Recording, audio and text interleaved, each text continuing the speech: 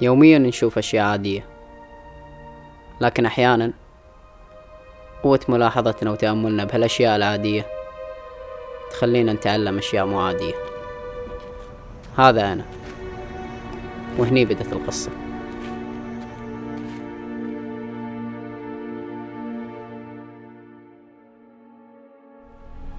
اخوي صار على التليفون. اخوي في خرابات وايد، بس ان شاء الله ربع ساعة نص ساعة خالص بدها. يلا نص ساعة وهيك. خلاص يلا على خير ابوي. الله يسلمك.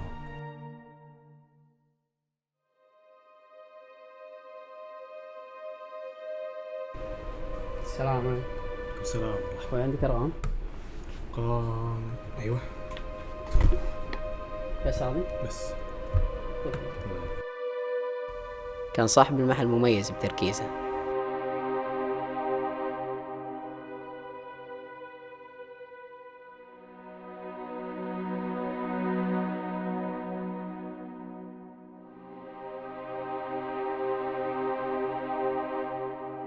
مرات تمر علينا لحظات هادية وما نتوقع يصير فيها شيء ممكن يفاجئنا.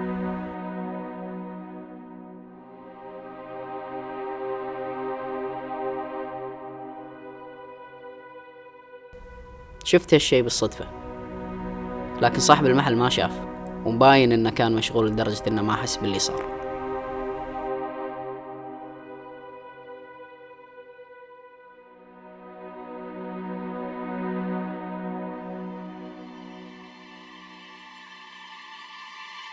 سمعت؟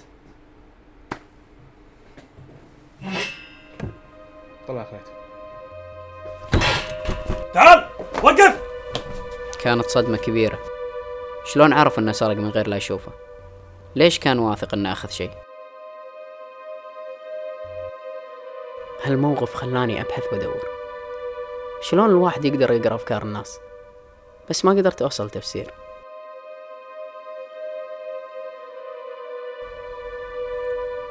لحد ما جاء اليوم اللي سمعت فيه كلام عطاني اول خيط. يحطون مجسات على سطح الجلد ويسألون أسئلة، إذا تكذب معناته مخطئ، فيتغير التيار الكهربائي الواصل من المخ للمجسات اللي على الجلد، وتظهر الشاشة على هيئة أشكال وموجات واضحة. وبعض الناس يستخدمون إيماءات الجسد. شلون يعني إيماءات الجسد؟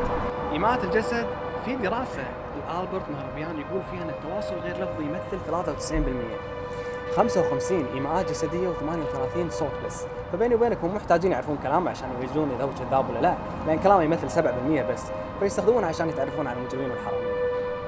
هني كانت أول مرة أسمع كلمة تواصل غير لفظي، ولما بحثت عن التواصل الغير لفظي وعن دراسة مهربيان عرفت إن يسمونها بوقتنا الحالي لغة الجسد، واستغربت إن اللي ممكن تعرفه بمجرد النظر أكبر وأكثر من اللي يقوله أو يلفظ الشخص اللي قدامك.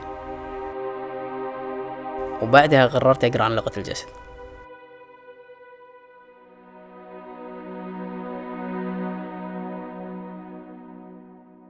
ودورت كتب تختص بلغة الجسد، ووقتها لقيت أكثر من كتاب.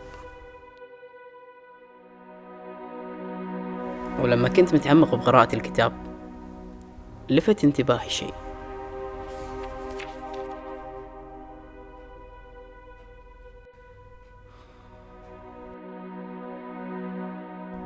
ايش فيك؟ ماكو، عندي امتحان باكر ومو دارس، بفكر اجي. متى امتحانك بالضبط؟ الساعة 8. خلص، ليش ما تروح لسهران تدرس؟ لأحسن من انك تأجله.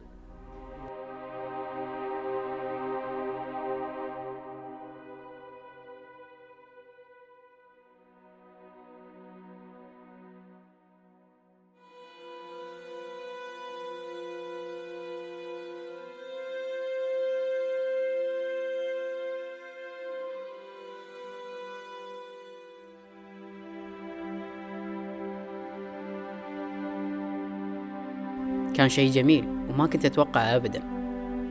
يعني العلم هذا صحيح وممكن يزيد من معرفتي.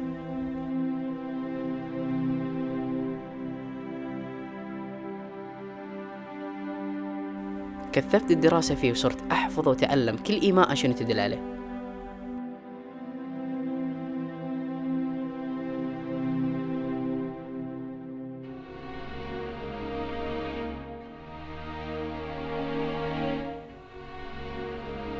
وصدف اني تذكرت ايماءات مرت علي من قبل.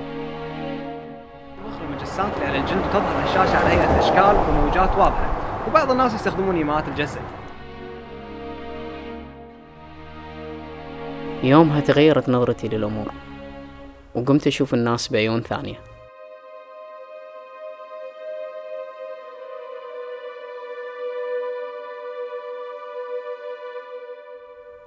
مثلا هذا مايل قدامه يرسم الحوار بكفينه ويحاول انه يوصل فكرة، وهذا متمل لدرجة انه شايل راسه بإيده لا يطيح.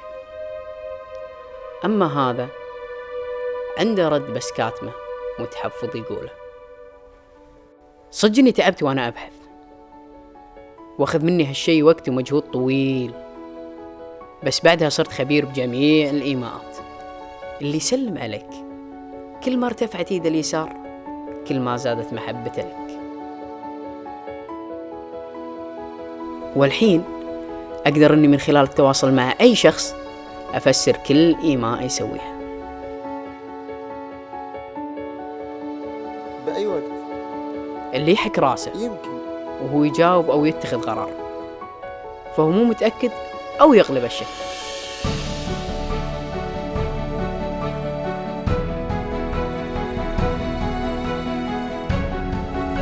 تذكرت عبد الهادي، ولو اني مو سائل ايش فيك وبس شايف رجله كنت راح اعرف انه متوتر. وتذكرت الشخص اللي بالقهوة لما استخدم إيماءة الدقة وهو يوصف نسبة دقيقة.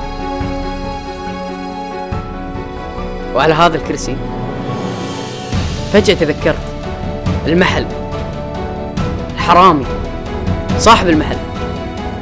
ووقتها قدرت أفسر اللي صار.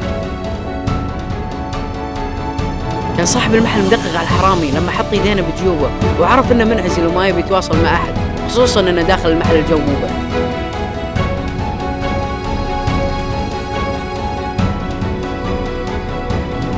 وبعدها بخطوتين شافه لما لمس خشمه وعرف انه يخفي شيء. ولما شافه بلع ريجه تأكد انه متوتر حيل، واستنتج من كل الإيماءات انه سرق، فقال له طلع اللي أخذته. الحين عرفت شلون صاحب المحل كان واثق أن الحرامي سرق شيء.